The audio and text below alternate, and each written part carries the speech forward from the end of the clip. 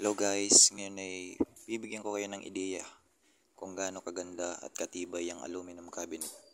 Isa sa maganda dito guys ay hindi basta-basta nasisira kapag nababasa at hindi rin inaanay. Saka ang kagandahan dito, hindi basta-basta kumukupas ang kulay niya. Mas malinis din to guys, tignan kaysa sa kahoy dahil naka-powder coat ito. Yan ang isa sa natapos na natin guys.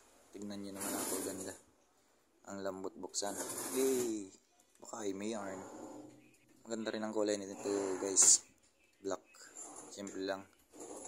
Pero malinis tignan. Kung magpapagawa pala kayo niyan guys, depende sa inyo kung anong gusto nyong laki. Napakaangas. Ito naman guys, kulay puti naman. Tapos yung pintuan niya, glass. Para nakikita niyo yung loob kung anong nakalagay. Ito naman guys, ito yung bagong labas ng One Sky Aluminum. Ang ganda ng kulay niya, napakakintab. Ang linis tignan.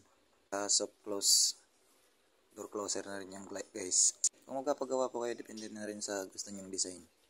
Tulad nyan, isa lang yung drawer niya guys, nasa baba. Tapos yung pinto niya, composite panel.